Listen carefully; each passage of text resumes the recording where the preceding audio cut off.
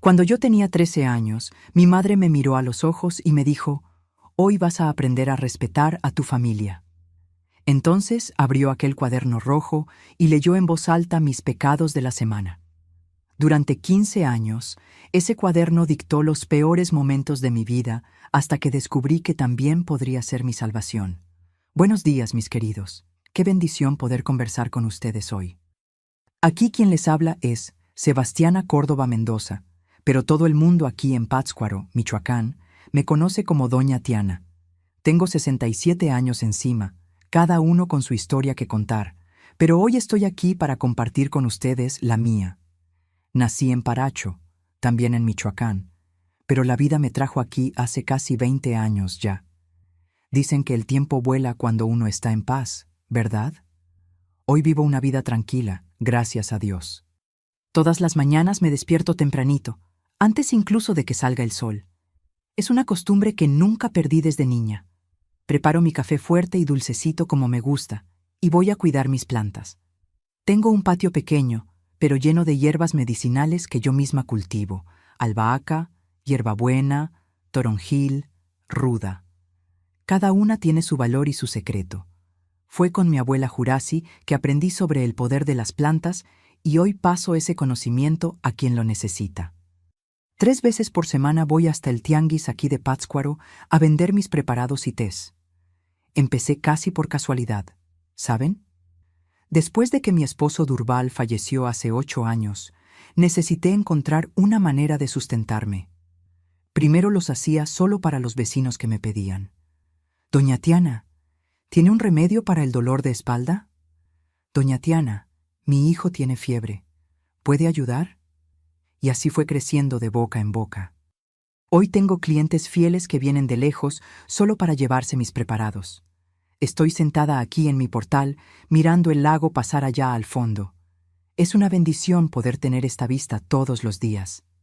La casa es sencilla, de adobe pintada de azul claro, con ventanas grandes para que circule mejor el aire en este calor michoacano. Tengo una hamaca colgada allí en el rincón, donde me gusta descansar en las tardes calurosas. Las paredes están llenas de fotos de mis 3 hijos y 5 nietos, que son la alegría de mi vida. Si les gustó conocerme, por favor, dejen su like y suscríbanse al canal Memorias de las Abuelas. Es tan importante para mí saber que mis historias tocan su corazón. Y ustedes, mis queridas y mis queridos que me están viendo ahora, cuéntenme aquí en los comentarios de qué pueblito me están viendo y a qué horita del día encontraron este video. ¿Por la mañanita con el café, después de la comida o ya de nochecita? Siempre leo todos los comentarios y me da tanta alegría saber de dónde son y cuándo sacan un tiempecito de su día para escuchar las historias de esta abuelita. Cuéntenme, ¿eh? Vamos a crear una cadena de cariño. Hoy quiero compartir con ustedes una historia que guardé por muchos años. Una historia sobre fortaleza, sobre supervivencia, sobre cómo a veces la salvación viene de los lugares más inesperados. Saben, en mi infancia no teníamos mucho, pero teníamos un techo, comida en la mesa y al menos al principio yo pensaba que teníamos amor. Pero hay cosas que uno solo entiende cuando crece, ¿verdad?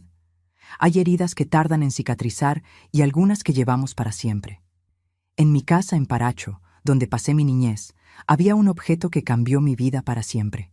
Un simple cuaderno. Parece una tontería, ¿no? Pero aquel cuaderno de tapa dura y roja, con las hojas amarillentas por el tiempo, era como si fuera un juez silencioso de mi vida. Y miren, por mucho tiempo pensé que aquel cuaderno era mi sentencia. Solo mucho después entendí que también podría ser mi liberación. Pero para que entiendan todo esto, necesito volver bien al principio.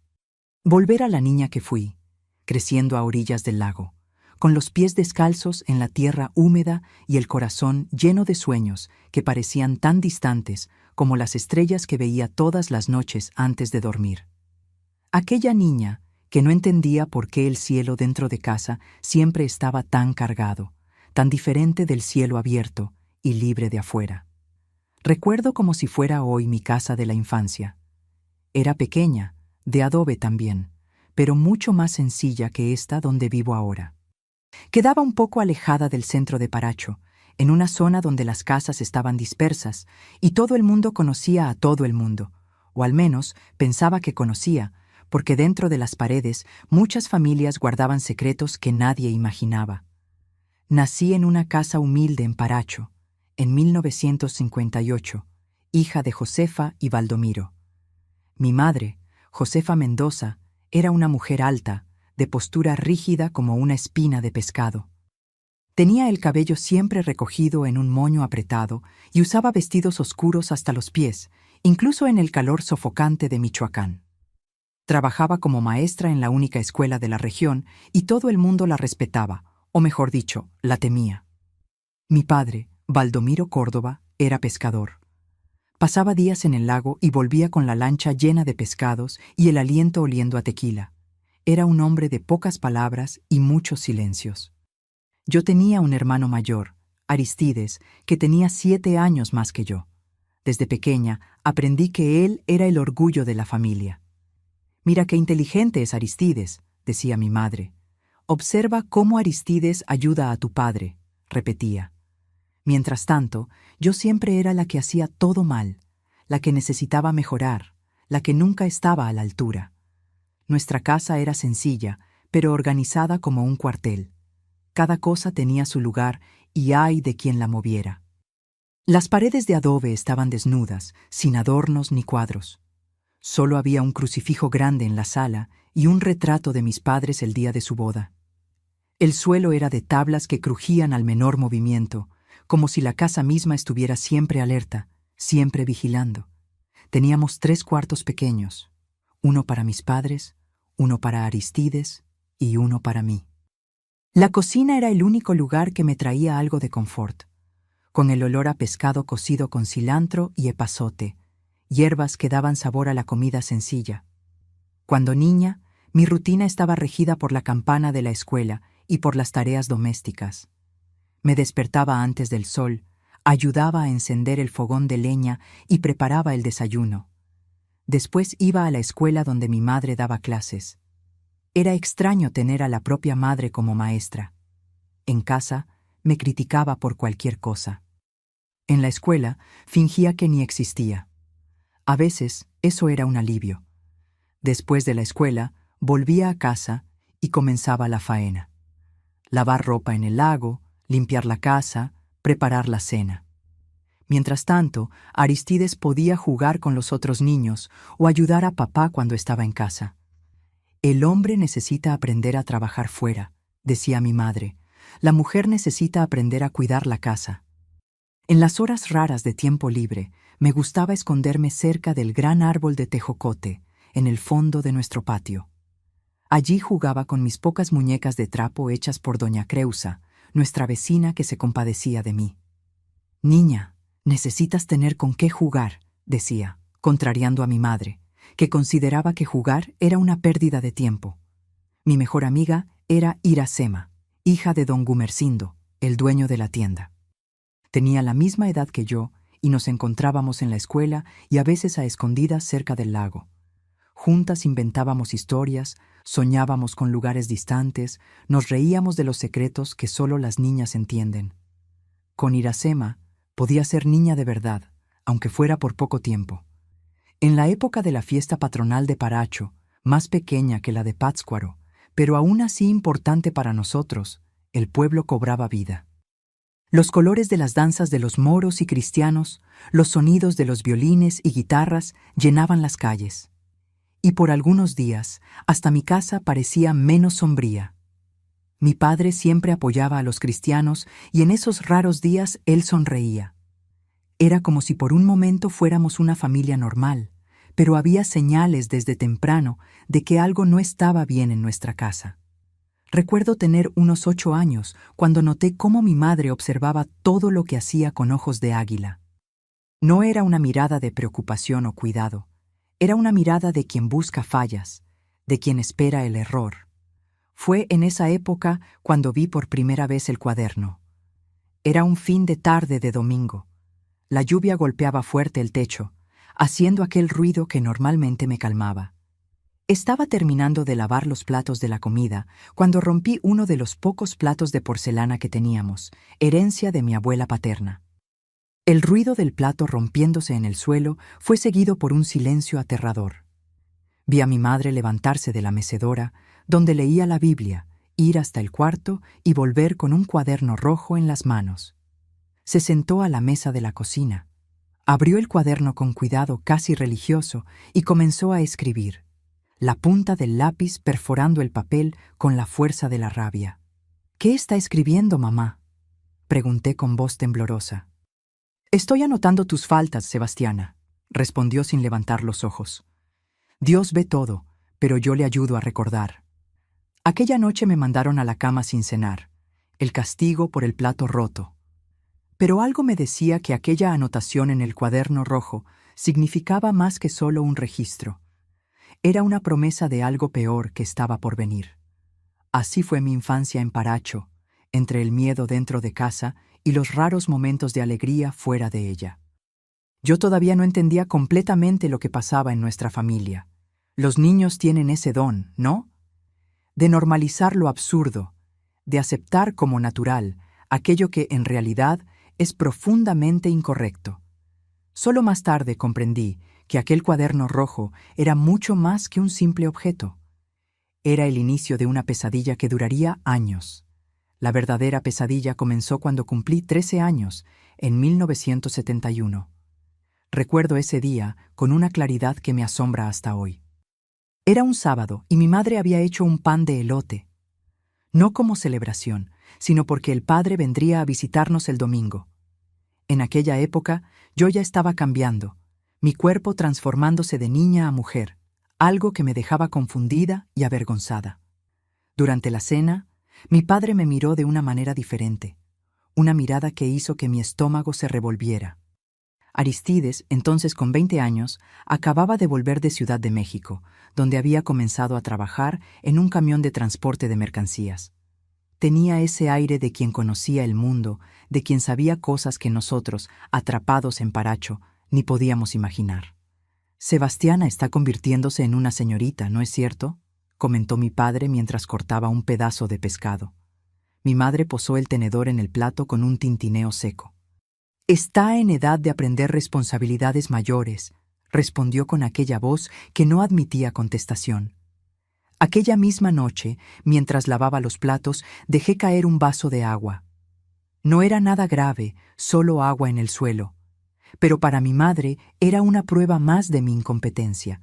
Vi cuando fue al cuarto y volvió con el cuaderno rojo. Se sentó a la mesa de la cocina, abrió en una página nueva y comenzó a escribir. Esta vez, sin embargo, leyó en voz alta mientras escribía. «Sebastiana, 13 años, torpe, rompió un vaso, desperdició agua limpia, no presta atención a lo que hace, necesita aprender a ser más cuidadosa». Y entonces, mirando a mi padre y mi hermano que observaban desde la sala, añadió, «El sábado que viene vamos a resolver esto». Aquella semana pasó como si cada día estuviera hecho de plomo. Intentaba ser perfecta, no cometer ningún error, pero parecía que cuanto más me esforzaba, más fallos encontraba mi madre. El viernes vi cuando ella se sentó con el cuaderno abierto en el portal y se lo mostró a mi padre y a Aristides. Conversaban en voz baja y de vez en cuando me miraban. Mi corazón latía tan fuerte que pensé que se me saldría por la boca. El sábado, después de la cena, mi madre me llamó a la sala. Mi padre se sentaba en el único sillón, Aristides en el sofá viejo y mi madre de pie, como un juez listo para dar la sentencia. El cuaderno rojo estaba abierto sobre la mesa. «Sebastiana», comenzó mi madre, «una muchacha que no aprende a respetar las reglas de la casa nunca será una buena mujer. Esta semana has fallado en tus obligaciones 7 veces». Y entonces leyó cada falta que había anotado. El vaso roto, una camisa mal planchada, un arroz que cociné demasiado, una respuesta que di en tono considerado y respetuoso, una demora para traer agua del pozo, una tarea escolar incompleta y la peor de todas, haber sido vista conversando con el hijo de don Odair, que tenía fama de mujeriego.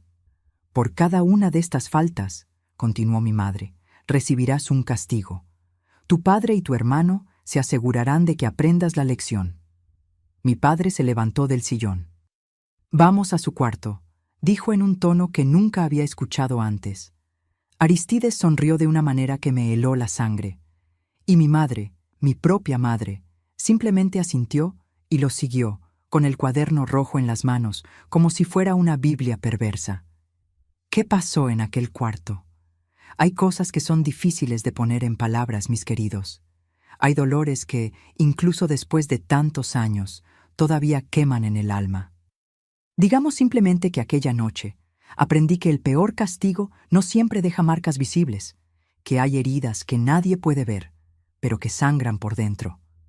Cuando todo terminó, mi madre cerró el cuaderno rojo con un chasquido que resonó en el silencio del cuarto. «Espero que hayas aprendido», dijo. «La semana que viene veremos si has mejorado». Y así comenzó un ciclo que duraría años. Cada semana las anotaciones en el cuaderno, cada sábado los castigos. Mi madre siempre presente, asegurándose de que cada falta fuera debidamente castigada. A veces, ella misma sugería cómo debía aplicarse el castigo. Otras veces, solo observaba como quien ve una lección importante siendo enseñada. Intenté de todo para escapar de aquel ciclo. Me esforcé por ser perfecta, por no cometer errores. Pero siempre había algo: un grano de arroz en el suelo, una gota de agua en el piso, una mirada considerada insolente. Cualquier cosa era motivo para una nueva anotación en el cuaderno rojo. Cuando cumplí 15 años, en 1973, la fiesta del pueblo de Paracho trajo una pequeña esperanza. Me habían invitado a bailar en la danza de los viejitos. Una invitación que llegó a través de la maestra Eulalia, que veía en mí algún talento para el baile. Por un momento, pensé que podría tener algo solo mío, algo bonito en medio de tanta oscuridad. Le conté la novedad a Iracema, mi fiel amiga, la única persona que sospechaba que algo estaba mal en mi casa, aunque nunca supo la extensión del horror. «Sebastiana, te verás hermosa bailando», dijo, sus ojos brillando de emoción. «¿Quién sabe si no conoces a un muchacho de otro pueblo durante la fiesta?» La idea de conocer a alguien, de tal vez encontrar una salida para aquella vida, encendió en mí una llama de esperanza. Pero bastó llegar a casa y mencionar la invitación para bailar en la fiesta para que mi madre tomara el cuaderno rojo. «Bailar como una cualquiera», escribió mientras hablaba. «Sebastiana quiere exhibirse para los hombres, no tiene vergüenza». Aquel sábado, el castigo fue tan severo que pasé 3 días sin poder levantarme de la cama. La excusa para los vecinos y para la escuela fue que me había caído de la escalera, y la invitación para bailar en la fiesta, rechazada con la justificación de que yo era una muchacha de familia. A los 16 años, intenté suicidarme por primera vez. Fue después de un sábado particularmente brutal. Tomé un puñado de medicamentos que encontré en el armario de la cocina. Solo quería dormir y no despertar más, escapar de aquella pesadilla en que se había convertido mi vida. Pero mi madre me encontró convulsionando en el suelo del baño y llamó a doña Zuleide, la partera que también cuidaba de los enfermos en ausencia de médicos. Sobreviví, pero aquel intento solo aumentó mi sufrimiento. En el cuaderno rojo, mi madre escribió: «Sebastiana intentó quitarse la vida. Pecado mortal, ingratitud con Dios y con la familia que le da techo y comida». El castigo aquella vez fue observar mientras quemaban todas mis pocas posesiones. Las muñecas de trapo de doña Creusa, un diario donde escribía poemas tristes, un pañuelo que Iracema me había regalado. Todo se convirtió en cenizas en una hoguera en el patio, mientras yo lloraba sin lágrimas, como si mi alma también estuviera siendo quemada. A los 17 años pensé en huir. Llegué a planearlo todo con Iracema, que ahora salía con un muchacho de Ciudad de México y hablaba de mudarse allá. Me ofreció refugio, dijo que podría ir con ella, empezar de nuevo lejos de aquella casa de horrores. Durante semanas ahorré cada centavo que conseguía, guardándolo debajo de una tabla suelta en mi cuarto. Soñaba con la libertad todas las noches, imaginando cómo sería respirar sin miedo. Pero 3 días antes de la fecha que habíamos acordado para partir, mi madre encontró el dinero. Aquella noche vi el cuaderno rojo ser abierto en una página nueva. Sebastiana planea huir. Robo de dinero de la casa, conspiración con personas de fuera, traición a la familia. Lo que siguió fue el peor castigo hasta entonces. Después de él, pasé 2 semanas sin poder caminar bien. Iracema partió sin mí, prometiendo volver a buscarme, pero nunca más la vi. Supe años después que murió en un accidente de autobús en la carretera hacia Morelia, llevándose consigo mi última esperanza de escape. A los 18 años, en 1976, algo cambió dentro de mí.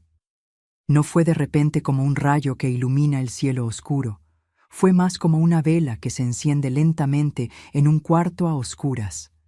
Me di cuenta de que si continuaba allí, acabaría muriendo, ya sea por mi propia mano o por la crueldad de aquellos que deberían protegerme. El cuaderno rojo seguía siendo el instrumento de mi tortura. Cada semana, nuevas anotaciones. Cada sábado, nuevos horrores.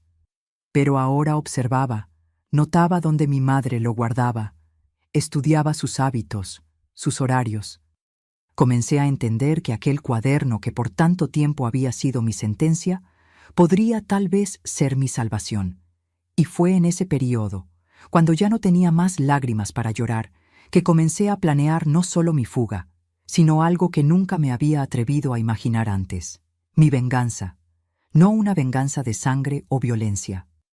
Yo nunca sería como ellos, sino una venganza de justicia, una oportunidad de finalmente romper las cadenas que me ataban a aquella casa, a aquellas personas, a aquella vida de dolor. Los años entre mis 18 y 20 años fueron los más sombríos de mi vida. El cuaderno rojo seguía dictando mi existencia semana tras semana, sábado tras sábado, pero algo dentro de mí había cambiado. Mientras por fuera parecía la misma Sebastiana sumisa y callada, por dentro una tormenta se formaba. Mi cuerpo cargaba las marcas invisibles de aquellos años de sufrimiento. Por la noche, incluso en los raros momentos en que estaba sola y segura en mi cuarto, no conseguía dormir. Cerraba los ojos y veía el cuaderno rojo. Oía la voz de mi madre leyendo cada falta. Sentía las manos de mi padre y de mi hermano. El sueño, cuando venía, estaba poblado por pesadillas tan reales que me despertaba gritando, cubierta de sudor frío. Comencé a tener ataques de pánico. El primero ocurrió en el mercado, mientras compraba pescado para la cena. De repente, sin aviso, mi corazón se aceleró. Mis manos comenzaron a temblar y sentí como si todo el aire hubiera sido succionado de mis pulmones. Caí de rodillas allí mismo, entre los puestos de pescado, jadeante y segura de que estaba muriendo. Fue don Isidoro, el pescador, quien me ayudó a levantarme y me llevó hasta la sombra de un árbol de mango. «Respira despacio, muchacha», dijo con la gentileza que raramente experimentaba en casa. «Esto pasa. Es solo un susto que el cuerpo se lleva a veces». Aquellos ataques se volvieron frecuentes. Bastaba oír un ruido más fuerte, ver a alguien que me recordara a mi padre o mi hermano, o simplemente pensar en el sábado que se aproximaba para que mi cuerpo entrara en colapso. Vivía en estado constante de alerta, como un animal acorralado que espera el próximo golpe. Mi estómago también comenzó a rebelarse. Ya no conseguía comer bien. La comida parecía ceniza en mi boca, sin sabor, y frecuentemente vomitaba después de las comidas. Adelgacé tanto que mis costillas aparecían bajo la piel y mi cabello, antes grueso y brillante, comenzó a caerse a mechones. En la escuela, donde antes había sido una alumna aplicada, a pesar de todo, mi desempeño se desplomó. No conseguía concentrarme en las clases. Las palabras en los libros bailaban ante mis ojos sin tener sentido. La maestra Quiteria, que había sustituido a mi madre cuando ésta se jubiló, me llamó después de clase un día. «Sebastiana, ¿qué está pasando? Eras una de las mejores alumnas y ahora apenas consigues responder las preguntas más simples». Quise contarle. Quise abrir mi corazón y revelar el infierno que vivía en casa, mostrar las marcas que nadie podía ver, gritar la verdad que estaba atrapada en mi garganta como una espina. Pero las palabras no salieron. En su lugar, murmuré una excusa sobre no sentirme bien y prometí esforzarme más. Aquella noche, cuando volví a casa, mi madre me esperaba con el cuaderno rojo abierto. La maestra Quiteria me buscó, dijo, el lápiz ya en la mano. Dijo que estás descuidando los estudios, que estás distraída y rebelde en las clases. Una anotación más, un sábado más de horror por delante. Fue en esa época que comencé a hacerme daño. Pequeños cortes en los muslos, donde nadie podría ver. El dolor físico, de alguna forma extraña, aliviaba un poco el dolor del alma. Era como si, por un momento, pudiera transferir todo aquel sufrimiento interno a algo tangible, algo que pudiera ver y tocar, algo que pudiera controlar, diferente de todo lo demás en mi vida. Un día, doña Creusa me sorprendió haciéndolo. Había venido a traer huevos frescos y me encontró en el patio, sentada bajo el árbol de tejocote, con una aguja en la mano y pequeñas gotas de sangre en las piernas. «Hija mía, ¿qué es esto?», preguntó horrorizada. No pude responder. Las lágrimas que creía secas hacía mucho tiempo volvieron y sollozos violentos sacudieron mi cuerpo frágil. Doña Creusa se sentó a mi lado y, sin decir nada más, me abrazó. Fue el primer contacto gentil que recibí en años y algo dentro de mí se quebró. «Hay algo mal en esa casa», susurró doña Creusa, más para sí misma que para mí. «Siempre supe que había algo extraño en la forma como te tratan». Pero incluso doña Creusa, con toda su bondad, no podía imaginar la extensión del horror. Y yo, incluso en aquel momento de vulnerabilidad, no conseguí contarle. El miedo era mayor que el dolor, mayor que la necesidad de ayuda, miedo de lo que pasaría si hablaba, miedo de no ser creída, miedo de que los castigos empeoraran. A los 19 años, desarrollé un tic nervioso. Mi ojo derecho parpadeaba incontrolablemente cuando estaba ansiosa, lo que significaba casi todo el tiempo. Mi madre veía esto como un defecto más para anotar en el cuaderno rojo. «Sebastiana ni siquiera puede controlar su propio cuerpo», escribía ella. «Se está volviendo loca como la abuela». Yo nunca había conocido a mi abuela materna, Jurema. Supe después que había sido internada en un hospital psiquiátrico en Ciudad de México, donde murió sola. Tal vez ella también tuviera sus propios cuadernos rojos, sus propios demonios persiguiéndola. El aislamiento empeoraba todo. Después de que Iracema partió, ya no tenía más amigos verdaderos. En la escuela, las otras muchachas me evitaban. Yo era extraña, demasiado delgada, demasiado callada, con ojeras profundas y aquel tic en el ojo. Los muchachos a veces hacían comentarios crueles cuando pasaba. «Ahí va la loca de Sebastiana», decían riéndose. Yo bajaba la cabeza y seguía adelante, invisible en mi dolor. Las relaciones se volvieron imposibles para mí. La mera idea de proximidad física me causaba náuseas y temblores. Una vez, en la fiesta del pueblo de aquel año, un muchacho de un pueblo vecino intentó invitarme a bailar. Era un muchacho gentil, de sonrisa sincera, que no sabía nada sobre mí o mi historia.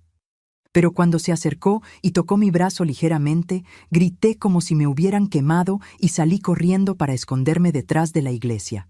Lo peor de todo era la culpa. A pesar de saber en algún lugar dentro de mí que lo que pasaba no era mi culpa, que no merecía aquellos castigos, años de manipulación habían plantado en mí la semilla de la duda.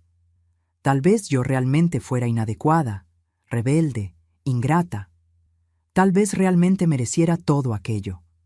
Esa batalla interna era constante. Una parte de mí gritaba contra la injusticia, mientras otra aceptaba la narrativa que mi familia había construido. Yo era el problema, yo era la causa, yo era la equivocada. A los 20 años me di cuenta de que estaba perdiendo la noción de quién era yo. Me miraba en el pequeño espejo agrietado de mi cuarto y no reconocía a la persona que me devolvía la mirada. ¿Quién era Sebastiana? ¿Qué le gustaba? ¿Con qué soñaba? Ya no lo sabía. Me había convertido apenas en un receptáculo de dolor, un blanco para el cuaderno rojo, una sombra moviéndose por los días sin propósito ni esperanza. A veces, cuando la desesperación era demasiado grande, me permitía imaginar una vida diferente. ¿Cómo sería despertar sin miedo?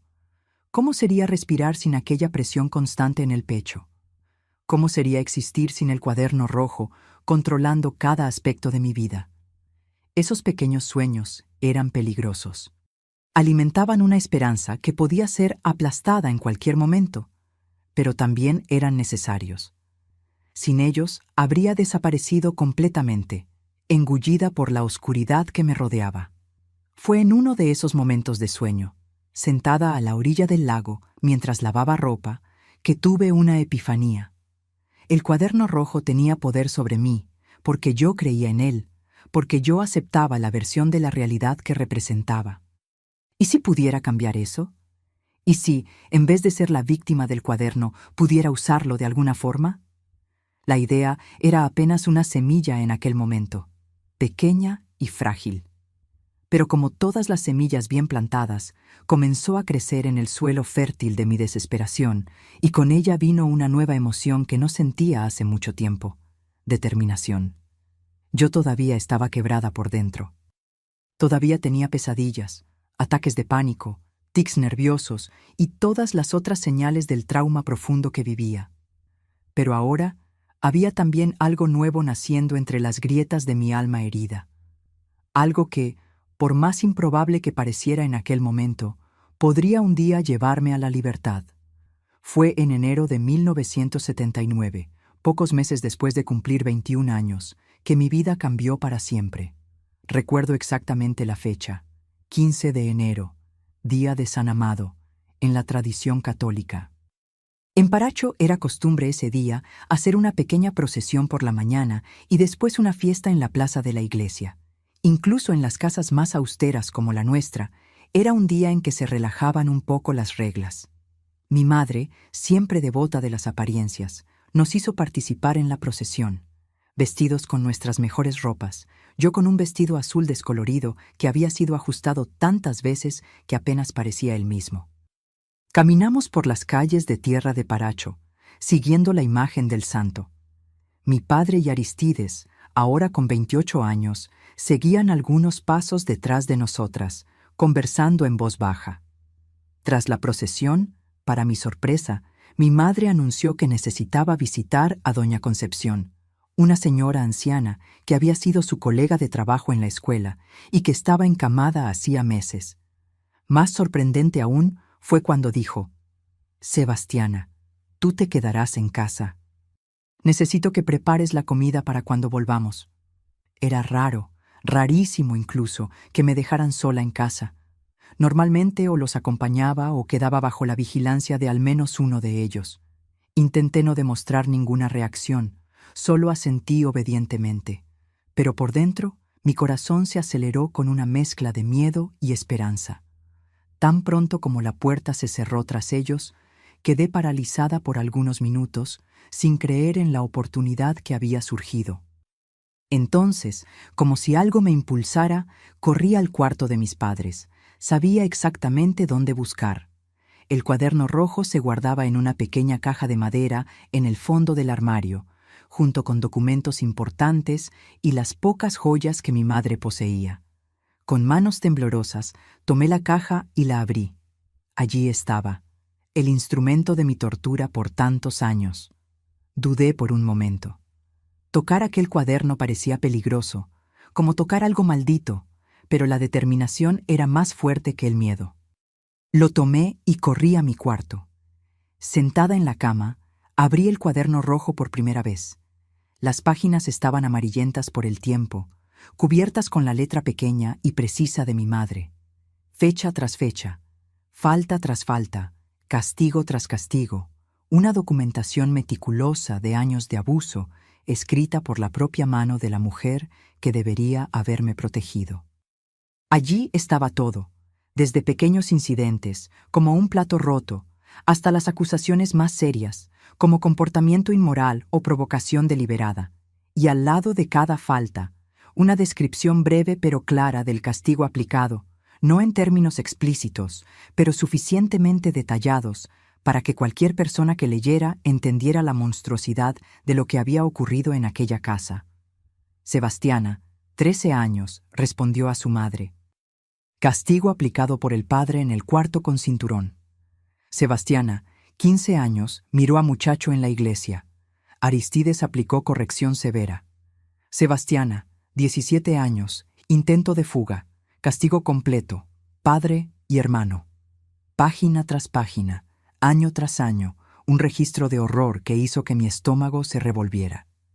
Yo sabía, por supuesto, lo que había pasado. Yo había vivido cada momento de aquello. Pero ver todo documentado, escrito con tanta frialdad, como si fuera normal, como si fuera justo. Algo dentro de mí se rompió y se recompuso al mismo tiempo. Este no era solo un cuaderno de tortura, era una confesión, una prueba. En aquel momento, escuché un ruido en la puerta de entrada. Rápidamente escondí el cuaderno debajo del colchón y corrí a la cocina, fingiendo estar ocupada con la comida. Era doña Creusa, viniendo a traer un poco de maíz que le había sobrado de la producción de la semana. «¿Dónde está la gente de la casa?», preguntó, colocando el paquete sobre la mesa. «Fueron a visitar a doña Concepción», respondí, intentando controlar el temblor en mi voz. Doña Creusa me miró con aquellos ojos que siempre parecían ver más de lo que yo quería mostrar. «Estás diferente hoy, muchacha. Pareces, no sé, como un pajarito que vio la puerta de la jaula abierta». Dudé por un momento. ¿Podía confiar en doña Creusa? Ella había sido la única persona que siempre había mostrado bondad hacia mí, la única que parecía sospechar que algo estaba mal. Pero contarle a ella significaba ponerla en peligro también. Mi familia no dudaría en lastimar a cualquiera que amenazara su secreto. «Doña Creusa», comencé escogiendo las palabras con cuidado, «si usted supiera de algo muy malo que le pasa a alguien, algo que no debería pasar nunca, ¿qué haría usted?». Ella se sentó lentamente a la mesa de la cocina, sus ojos nunca dejando los míos. «Yo ayudaría a esa persona a librarse de ese mal, Sebastiana, no importa lo que fuera necesario hacer». En aquel momento, tomé una decisión que lo cambiaría todo. Miré por la ventana para asegurarme de que nadie estaba volviendo y entonces corrí a mi cuarto. Volví con el cuaderno rojo en las manos y lo coloqué sobre la mesa delante de doña Creusa. «Lea». Fue todo lo que conseguí decir. Doña Creusa abrió el cuaderno y comenzó a leer. Vi su rostro cambiar. Primero confusión, después incredulidad, luego horror y finalmente una furia tan intensa que transformó a aquella señora dulce en una fuerza de la naturaleza. «Dios mío del cielo», susurró ella, cerrando el cuaderno con manos temblorosas. «Dios mío del cielo, Sebastiana, esto es la verdad», completé, sintiendo un extraño alivio por haber finalmente compartido mi secreto con alguien. «Es lo que pasa aquí todos los sábados, desde hace años». Doña Creusa se levantó abruptamente, tomó mis manos entre las suyas y me miró a los ojos con una intensidad que nunca había visto antes. «Escucha bien, hija mía, no vas a pasar ni un día más en esta casa. Te vienes conmigo ahora. Toma solo lo esencial, nada que vayan a notar de inmediato, y trae este cuaderno». «Pero, doña Creusa, me buscarán. Van a... Déjalos conmigo. Mi sobrino Osvaldo es delegado en Tacámbaro. No es aquí en Paracho, pero tiene jurisdicción suficiente. Con este cuaderno como prueba...». No completó la frase, pero no era necesario. En ese momento, escuchamos voces acercándose a la casa. Mi familia estaba volviendo. «Mañana», dijo doña Creusa rápidamente, escondiendo el cuaderno en el delantal. «Finge que todo está normal. Mañana por la mañana, cuando tu madre vaya al mercado, ven a mi casa como si fueras a buscar huevos. Ten un pequeño bulto escondido. Estaré esperando». Salió por la puerta trasera, segundos antes de que mi madre entrara por la delantera. El resto de aquel día fue una tortura diferente. Fingir normalidad cuando, por primera vez en años, sentía una llama de esperanza. Hice la comida, como siempre. Respondí a las preguntas con la misma sumisión de siempre. Mantuve los ojos bajos, como siempre, pero por dentro contaba los minutos, las horas. Aquella noche no dormí. Quedé acostada en la oscuridad, oyendo los sonidos de la casa, cada crujido de las tablas del suelo, cada respiración del otro lado de la pared. Estaba segura de que en cualquier momento descubrirían mis planes, que mi madre notaría la falta del cuaderno, que todo saldría mal. Pero el mañana llegó y con él la rutina habitual. Mi padre salió temprano para el lago. Aristides todavía dormía después de una noche de borrachera en el pueblo, y mi madre se preparaba para ir al mercado como todos los martes. «Vuelvo antes de la comida», dijo, ajustando el pañuelo en la cabeza. «Y mira que no quemes el arroz hoy». Tan pronto como dobló la esquina, tomé el pequeño bulto que había preparado durante la noche, apenas una muda de ropa, una foto antigua de mi abuela paterna, la única persona de la familia que había sido gentil conmigo, pero que murió cuando yo era muy pequeña, y el poco dinero que había conseguido esconder a lo largo de los años. Salí por la puerta trasera y caminé rápidamente hasta la casa de doña Creusa, teniendo cuidado de no ser vista por los vecinos. Mi corazón latía tan fuerte que pensé que me desmayaría antes de llegar allí. Doña Creusa estaba esperando como había prometido, pero no estaba sola. A su lado había un hombre alto y de apariencia seria, usando un uniforme que reconocí inmediatamente. Un delegado de policía. «Sebastiana, este es mi sobrino, Osvaldo», presentó doña Creusa.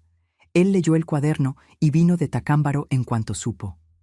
Osvaldo me miró con una mezcla de compasión y determinación profesional.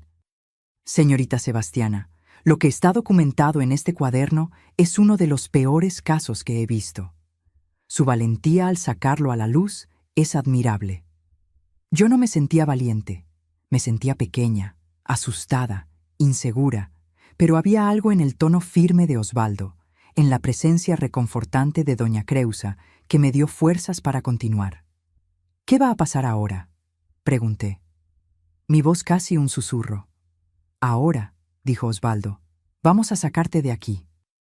Doña Creusa consiguió lugar en un autobús que sale para Ciudad de México esta tarde. Te quedarás con su prima, Ivonete, hasta que resolvamos la situación legal. Después de eso, después de eso, serás libre para comenzar una nueva vida donde quieras. ¿Libre? La palabra sonó extraña, casi incomprensible. ¿Cómo puede alguien que ha vivido en una jaula toda la vida entender lo que significa volar? ¿Y qué hay de ellos, mi familia?, pregunté. Una parte de mí todavía atrapada en el miedo, en la culpa que me habían enseñado a sentir. «Responderán por sus crímenes», dijo Osvaldo, su voz ahora dura como piedra. «El cuaderno es evidencia suficiente para iniciar un proceso, y una vez que comencemos a investigar, estoy seguro de que encontraremos más pruebas. Tal vez incluso otras víctimas». ¿Otras víctimas? Nunca había pensado en eso antes, pero tenía sentido. Si eran capaces de hacer lo que me hicieron a mí, su propia hija y hermana, ¿de qué más serían capaces? Aquella tarde, con apenas la ropa que llevaba puesta y mi pequeño bulto, me embarqué en un autobús rumbo a Ciudad de México. Doña Creusa me abrazó fuerte antes de que yo subiera a bordo. «Te mereces una vida buena, hija mía», dijo, lágrimas corriendo por su rostro arrugado. «Una vida de amor, no de miedo. Ve y no mires atrás». De pie en la parte trasera del autobús, vi Paracho disminuir en la distancia. Las casas, las calles, la iglesia, todo quedando atrás. En algún lugar en aquel pueblo, mi madre estaría volviendo del mercado, descubriendo mi ausencia. En algún lugar la pesadilla continuaba, pero yo estaba siguiendo la carretera lejos de ella, hacia un futuro incierto, pero mío. El cuaderno rojo viajaba conmigo ahora, no más como un instrumento de tortura, sino como una prueba, un arma, una llave para mi liberación. Había usado contra ellos el propio instrumento que usaron para controlarme durante tantos años. Fue así como, a los 21 años, dejé atrás no solo Paracho, sino toda una vida de dolor. Fue así como di el primer paso en el largo viaje que me trajo hasta aquí, hasta este portal en Pátzcuaro, hasta esta mujer que ahora comparte su historia con ustedes. Los primeros meses en Ciudad de México fueron como aprender a respirar nuevamente. La casa de Ivonete, prima de doña Creusa, quedaba en un barrio sencillo llamado Doctores, cerca del Zócalo. Era una casa pequeña, pero ventilada, con ventanas que dejaban entrar la luz del sol, algo que nunca había sido permitido en la casa oscura donde crecí. Ivonete era una mujer de unos 50 años, viuda como doña Creusa, con un rostro marcado por el tiempo, pero ojos gentiles. Trabajaba como costurera en un pequeño taller en el centro de la ciudad, y desde el primer día me trató no como una víctima a quien lamentar, sino como alguien que merecía una oportunidad de empezar de nuevo. «Aquí estás segura», fueron sus primeras palabras para mí. Lo que pasó antes quedó atrás. Ahora es mirar hacia adelante. Pero mirar hacia adelante no era tan simple. Las pesadillas continuaban, ahora aún más vívidas. Me despertaba gritando casi todas las noches, el cuerpo empapado de sudor, segura de que mi padre y mi hermano estaban allí en el cuarto, listos para el castigo. Ivonete venía, se sentaba al borde de la cama y simplemente sostenía mi mano hasta que me calmara lo suficiente para volver a dormir. Durante el día, los ataques de pánico también persistían. Bastaba ver a un hombre que recordara remotamente a mi padre u oír un tono de voz más severo para que mi cuerpo entero entrara en colapso. Caminando por las calles de Ciudad de México, tan diferentes de las calles de Paracho, me sentía constantemente expuesta, vulnerable, como si en cualquier momento me encontraran y arrastraran de vuelta a aquel cuaderno rojo.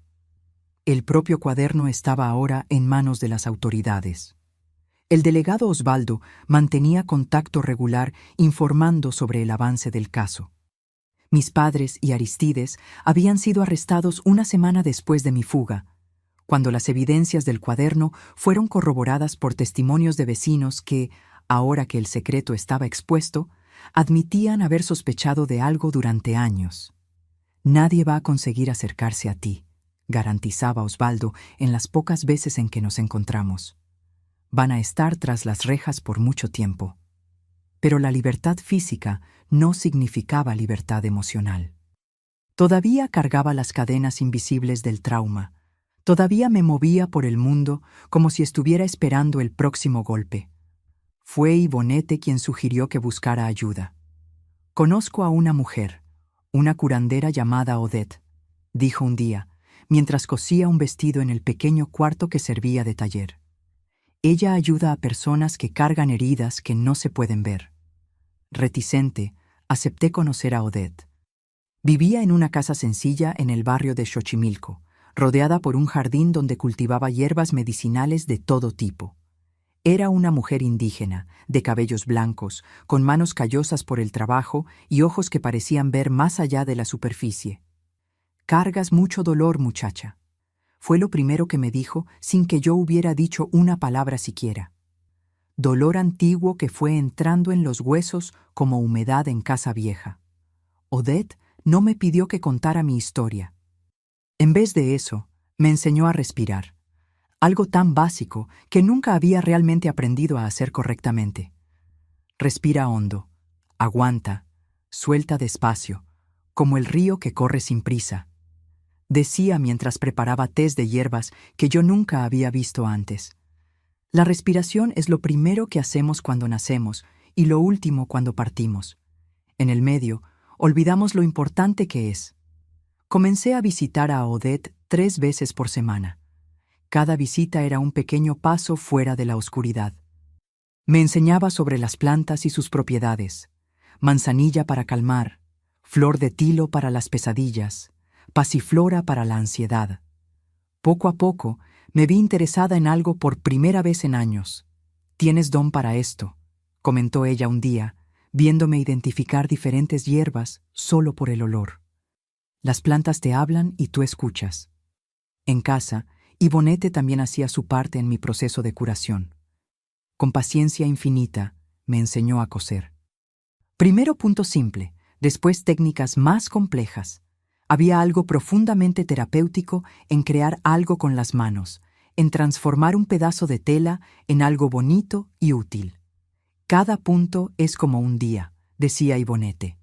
Solo no parece mucho, pero cuando juntas todos, se convierte en una vida entera. Fue también Ivonete quien me animó a estudiar. A los 21 años, yo solo tenía la educación primaria incompleta. Mi educación había sido interrumpida por los horrores en casa. Con su ayuda, me matriculé en un curso nocturno para completar los estudios. Fue difícil al principio. Las palabras bailaban ante mis ojos, los números se confundían y estar en una sala llena de extraños desencadenaba ataques de pánico. Pero poco a poco, día a día, punto a punto, fui construyendo una nueva versión de mí misma. Una Sebastiana que podía mirar a las personas a los ojos, que podía aprender, que podía incluso sonreír de vez en cuando. A finales de 1980 recibí la noticia de que mis padres y Aristides habían sido condenados. El juicio había sido rápido, gracias a las evidencias irrefutables del Cuaderno Rojo y a los testimonios que surgieron. Recibirían muchos años de prisión. «Es el final», dijo Osvaldo, que había venido personalmente a Ciudad de México a darme la noticia. «Ahora puedes realmente seguir adelante». Una parte de mí esperaba sentir alegría, venganza, algún tipo de satisfacción, pero lo que sentí fue algo más complejo, un alivio silencioso, como quien finalmente deposita un peso que cargó por demasiado tiempo. Fue por esa época que conocí a Durval. Trabajaba como repartidor para algunas tiendas del centro y siempre paraba en el taller de Ivonete para dejar telas y materiales. Era un hombre tranquilo, de pocas palabras, pero gestos gentiles. Cuando sonreía, pequeñas arrugas se formaban alrededor de sus ojos como rayos de sol. Al principio, apenas conseguía mirarlo. Cualquier hombre todavía me causaba un miedo visceral, instintivo, pero Durval tenía una paciencia que parecía infinita. Nunca se acercaba demasiado, nunca hablaba alto, nunca hacía movimientos bruscos. Era como si de alguna forma entendiera sin que yo necesitara explicar. «Buenos días, doña Sebastiana», decía cada vez, con un respeto que nunca había recibido de un hombre antes. Y entonces dejaba un pequeño regalo, una fruta, una flor recogida en el camino, un retazo colorido que había encontrado y pensó que Ivonete podría usar. Fueron meses de buenos días y pequeños regalos antes de que consiguiera realmente conversar con él, y más meses aún hasta que acepté caminar con él hasta el mercado de la Merced, siempre acompañada por Ivonete, claro. Durval tenía 25 años, 5 más que yo, y era de una pequeña comunidad rural cerca de Morelia. Había venido a Ciudad de México a buscar trabajo después de que su padre murió, dejando a su madre y 3 hermanas menores para que él las mantuviera. Enviaba casi todo su salario para ellas, guardando apenas lo suficiente para su cuarto alquilado y comida sencilla. «Un día quiero tener mi propio negocio», me contó durante uno de nuestros paseos. «Una pequeña tienda, tal vez algo que pueda dejar para mi familia». ¿Familia? La palabra todavía causaba una opresión en mi pecho, recuerdos que prefería olvidar. Pero la manera como Durval hablaba de familia, con cariño, con responsabilidad, con amor, era tan diferente de lo que yo había conocido que casi parecía otro concepto completamente.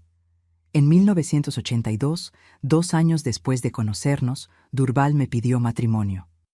Fue una petición simple, sin grandes gestos, apenas sus palabras sinceras y un pequeño anillo de plata que había ahorrado meses para comprar. «Sé que cargas dolores que tal vez nunca sanen completamente», dijo, sosteniendo mis manos con una delicadeza que todavía me conmovía. «No prometo quitar esos dolores, pero prometo nunca, jamás añadir ninguno más». Me casé con Durval en una pequeña ceremonia en el patio de la casa de Ivonete. Solo ella, Odette, algunas amigas del taller y 2 amigos de Durval estaban presentes. No había nada de grandioso o lujoso, pero había algo que nunca había experimentado antes: paz. Nuestra primera casa fue un pequeño cuarto alquilado en el mismo barrio de Ivonete. Durval continuaba como repartidor y yo comencé a trabajar con Odette, ayudando a preparar sus remedios naturales y aprendiendo cada vez más sobre el poder curativo de las plantas. Al principio, La intimidad del matrimonio fue un desafío inmenso para mí. Durval sabía de mi pasado, no todos los detalles, pero lo suficiente para entender mis miedos. Con una paciencia que parecía venir de otro mundo, esperó hasta que estuviera lista, nunca exigiendo, nunca forzando. «Tenemos todo el tiempo del mundo», decía cuando yo temblaba al menor toque, cuando las pesadillas me despertaban en medio de la noche, cuando los ataques de pánico me dejaban paralizada. En 1983, un año después de nuestro matrimonio, descubrí que estaba embarazada. El miedo inicial fue abrumador. ¿Cómo podría yo, con todas mis heridas, ser madre? ¿Qué derecho tenía de traer un niño al mundo cuando yo misma todavía estaba tan quebrada? «No estás quebrada», dijo Odette cuando compartí mis miedos con ella. «Estás cicatrizando y ese niño crecerá viendo tus cicatrices transformarse en fortaleza». Mi primer hijo, Jerónimo, nació en febrero de 1984.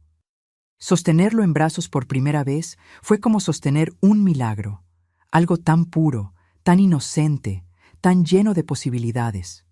Juré en aquel momento que él nunca conocería el tipo de dolor que yo conocí, que su infancia sería tan diferente de la mía como el día lo es de la noche.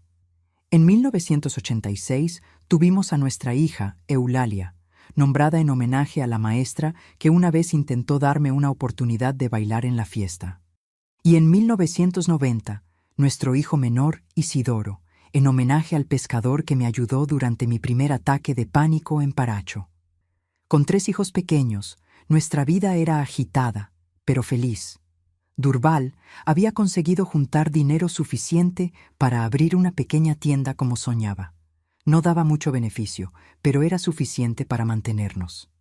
Yo continuaba trabajando con Odette y poco a poco comencé a atender a algunas personas por mi cuenta, preparando remedios caseros para problemas simples, tés para dolor de cabeza, emplastos para heridas, jarabes para tos. Nuestra casa ahora era mayor, todavía en el mismo barrio, pero con un pequeño patio donde yo cultivaba mis propias hierbas medicinales. Los niños crecían fuertes y saludables, estudiaban en la escuela local y llenaban la casa con risas y juegos, sonidos que nunca había oído en la casa de mi infancia. No todo eran flores, por supuesto. Los traumas del pasado todavía aparecían de vez en cuando. Había días en que no conseguía levantarme de la cama, consumida por una tristeza profunda que parecía no tener fin. Había noches en que las pesadillas volvían con tanta fuerza que me despertaba gritando, asustando a los niños. Había momentos en que un gesto inocente de Durval, levantar la mano para ajustar una cortina, hablar un poco más alto con los niños, me enviaba de vuelta a aquel cuarto en Paracho, aquellos sábados de horror. Pero diferente de antes, ahora no estaba sola en esos momentos. Tenía a Durval, que nunca perdió la paciencia, que aprendió a reconocer las señales y sabía cuándo darme espacio o cuándo simplemente sentarse a mi lado en silencio. Tenía a mis hijos que, incluso sin entender completamente lo que pasaba, sabían ofrecer un abrazo, un dibujo, una sonrisa que iluminaba las sombras. Tenía a Odette, que continuó enseñándome que la curación no es un destino, sino un viaje diario. En 1995, perdimos a Ivonette por un cáncer que se la llevó en pocos meses. Fue un dolor diferente de todo lo que ya había sentido. No el horror del abuso, sino la tristeza limpia, honesta de perder a alguien a quien se ama. Lloramos juntos como una familia y aprendimos también que el dolor del luto, diferente del dolor del trauma, va transformándose con el tiempo en recuerdos dulces, en gratitud por haber conocido a alguien tan especial. Los años fueron pasando, nuestros hijos creciendo. Jerónimo se interesó por la mecánica y comenzó a trabajar en un taller de automóviles. Eulalia, mi niña inteligente, soñaba con ser maestra, no como mi madre había sido, sino como aquella maestra Eulalia de Paracho, inspirando y apoyando a sus alumnos. Isidoro, el menor, mostraba talento para el comercio desde temprano, ayudando a su padre en la tienda y ya haciendo planes para expandir el negocio. En 2005, Durval recibió una propuesta para abrir una tienda mayor en Pátzcuaro. La ciudad estaba creciendo, especialmente con la Noche de Muertos, que atraía turistas de todo México. Después de mucha conversación en familia, decidimos aceptar. Jerónimo, ya con 21 años, optó por quedarse en Ciudad de México, donde tenía su trabajo y su novia. Pero Eulalia, con 19, e Isidoro, con 15, vinieron con nosotros para esta nueva aventura. Y así, a los 47 años, me vi una vez más embarcando en un autobús por las carreteras de Michoacán, dejando atrás una vida para comenzar otra. Pero esta vez, diferente de aquella muchacha asustada de 21 años, huyendo de Paracho, no estaba sola. Estaba rodeada por una familia que construí con amor, cargando no solo cicatrices, sino también logros, recuerdos felices y la certeza de que, por más difícil que la vida hubiera sido, había encontrado mi camino hacia la luz. Aquí en Pátzcuaro, donde vivo hace casi 20 años, encontré finalmente un lugar que puedo llamar hogar. Nuestra mudanza en 2005 fue un nuevo comienzo. Ya no era más aquella joven asustada huyendo de Paracho, ni siquiera la mujer en recuperación de Ciudad de México. A los 47 años, llegué a esta isla en medio del lago, como una mujer que, a pesar de las cicatrices, había aprendido a vivir plenamente. Durval y yo compramos esta casita azul donde estoy ahora, con vista al lago. Al principio era apenas una estructura sencilla, pero a lo largo de los años fuimos mejorándola, pintándola, añadiendo detalles que la convirtieron en nuestra.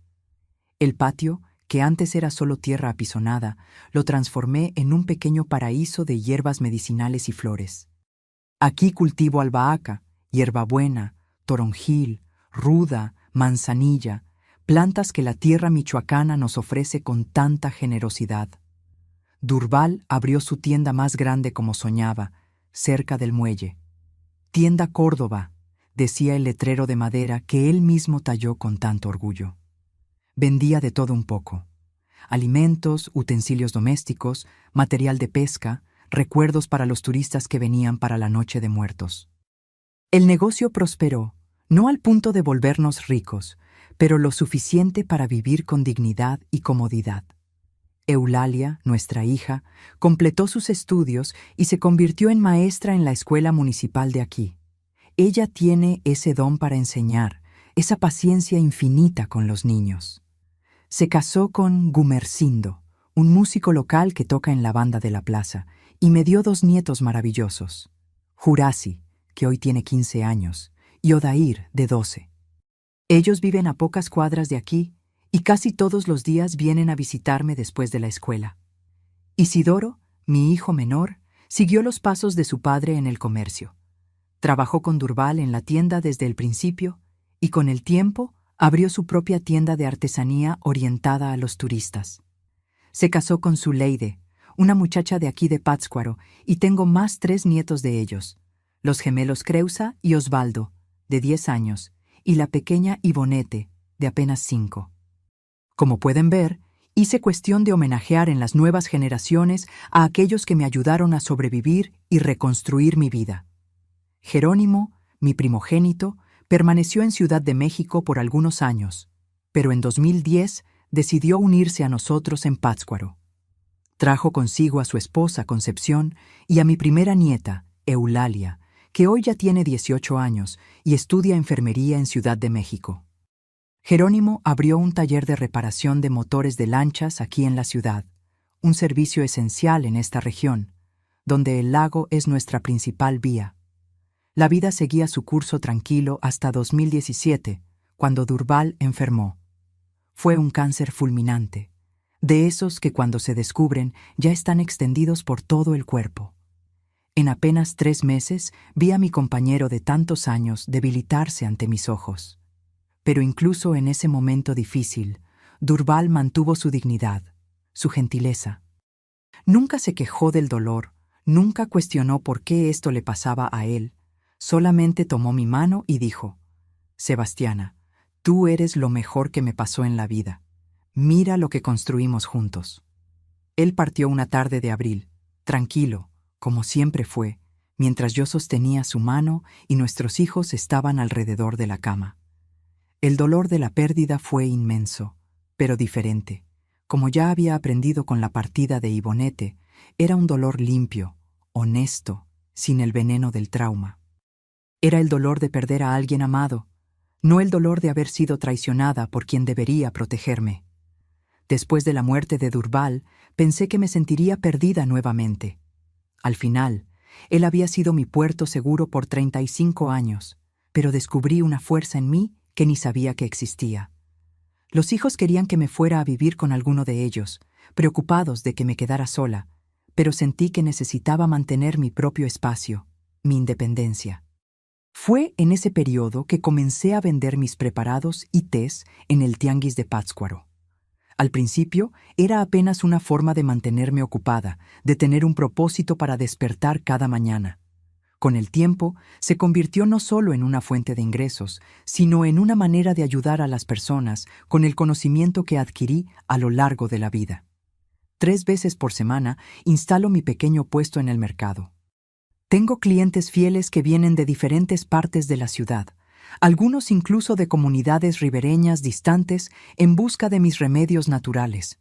Doña Tiana, me llaman con un respeto que todavía me conmueve. ¿La señora tiene algo bueno para el dolor de espalda? Doña Tiana, mi niño está con fiebre. ¿Qué me recomienda? Y así voy viviendo entre mi casa, mi patio de hierbas, mi puesto en el mercado y las visitas constantes de mis hijos y nietos.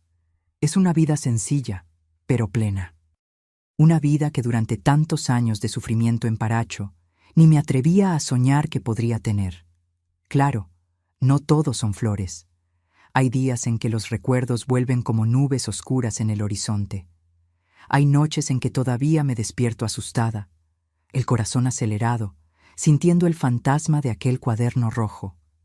El tic en mi ojo, que nunca desapareció completamente, vuelve cuando estoy particularmente ansiosa. Y hay ciertos sonidos, ciertos olores, ciertas palabras que pueden, sin aviso, transportarme momentáneamente de vuelta a aquel cuarto en Paracho. Pero la diferencia es que ahora sé que esos momentos pasan. Sé que son apenas ecos de un pasado que ya no puede alcanzarme. Aprendí a respirar profundo, como Odette me enseñó tantos años atrás, a sentir el suelo firme bajo mis pies, a mirar alrededor y reconocer que estoy segura, que estoy en casa. Mis nietos son mi mayor alegría. Con ellos puedo vivir la infancia que nunca tuve. Juegos, risas, abrazos espontáneos, historias contadas en la hamaca del portal en las tardes calurosas.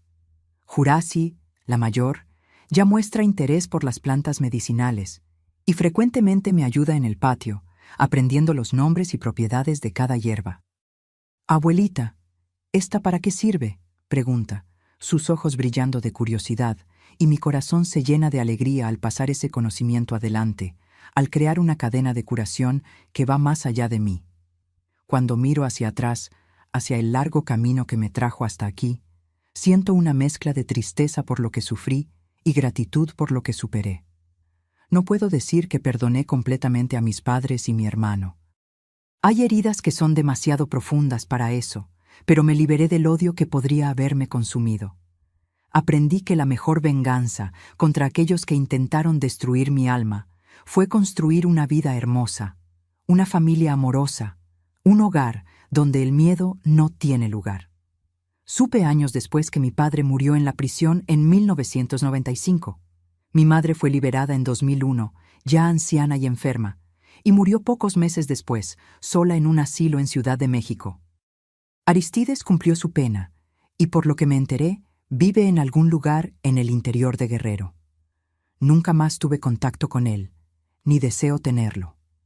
El cuaderno rojo, aquel que por tantos años dictó mi sufrimiento y después se convirtió en mi liberación, no sé dónde está hoy, probablemente en algún archivo polvoriento del sistema judicial, pero no importa, su función en mi vida ya se cumplió. Ahora tengo otros cuadernos. Uno donde anoto las recetas de mis preparados, otro donde escribo poesías en las noches de insomnio, y un tercero donde registro las historias de mi familia para un día dejárselas a mis nietos. Aquí en Pátzcuaro, a los 67 años, Soy conocida no como la niña abusada de Paracho, no como la mujer traumatizada de Ciudad de México, sino como Doña Tiana, la señora de las hierbas, que tiene una sonrisa gentil y palabras de consuelo para quien las necesita. Es una identidad que construí con mis propias manos, un nombre que llevo con orgullo, y así voy viviendo día tras día, cultivando mis plantas, preparando mis remedios, abrazando a mis nietos, observando el lago que continúa su curso eterno. Aprendí que la vida, como ese lago, no se detiene por las piedras en el camino. Apenas encuentra nuevas rutas, nuevos flujos, y sigue adelante, llevando consigo tanto las aguas claras como las turbias, transformando todo en parte del mismo viaje. Mis queridos que me acompañaron hasta aquí, si hay una cosa que aprendí en este largo viaje, es que nuestras heridas más profundas pueden transformarse en fuentes de fuerza. Aquel cuaderno rojo, que por tanto tiempo fue instrumento de mi tortura, acabó convirtiéndose en la llave de mi liberación. Y esa es la mayor lección que puedo dejarles. Ningún dolor, por más terrible que sea, necesita definir quiénes somos para siempre. Para quien está pasando por situaciones de abuso, quiero decir con toda la fuerza de mi corazón, no es tu culpa. Nunca lo fue. Independientemente de lo que te digan, independientemente de cómo intenten justificar lo que hacen, el error está en el abusador, nunca en la víctima. Nadie tiene el derecho de lastimarte. Nadie tiene el derecho de usar tu cuerpo, tu mente o tu alma contra tu voluntad. Y más importante, no estás solo. Por mucho tiempo, pensé que nadie podría ayudarme, que estaba condenada a aquella vida de horror. Pero había personas como Doña Creusa, como Osvaldo, como Ivonete, como Odette, personas que extendieron la mano cuando más lo necesité. Ellas existen, mi querido, mi querida. A veces están más cerca de lo que imaginamos, apenas esperando que tengamos el valor de pedir ayuda. Hoy existen recursos que no teníamos en mi época. Marca 911 para denunciar abusos contra niños y adolescentes. Llama al 075 para casos de violencia contra la mujer. Busca el DIF de tu ciudad, ONGs de protección, fiscalías especializadas. Y si la primera persona con quien hablas no te cree, no te rindas. Habla con otra y otra hasta encontrar quien te escuche. Guardar ese tipo de secreto corroe el alma como el óxido corroe el metal. Va consumiendo lentamente, quitando nuestra fuerza, nuestra voluntad de vivir. Romper el silencio es el primer paso para la curación. Fue lo que sucedió cuando mostré el cuaderno rojo a Doña Creusa. Aquel momento lo cambió todo. Fue como abrir una ventana en un cuarto oscuro y sofocante. La recuperación no es un camino recto ni rápido. Hay días buenos y días malos. Hay momentos en que sentimos que estamos avanzando y otros en que parece que volvemos al inicio. Eso es normal, es parte del proceso. Como solía decir Odette, la curación es como la marea, va y viene, pero cada vez llega un poquito más lejos en la playa. Aprendí también que somos más fuertes de lo que imaginamos. Cuando huí de Paracho a los 21 años, era apenas una muchacha quebrada, sin esperanza, sin sueños. Mira dónde llegué. Madre de 3 hijos maravillosos, abuela de 5 nietos, que son la luz de mi vida, respetada en mi comunidad, dueña de mi propio sustento.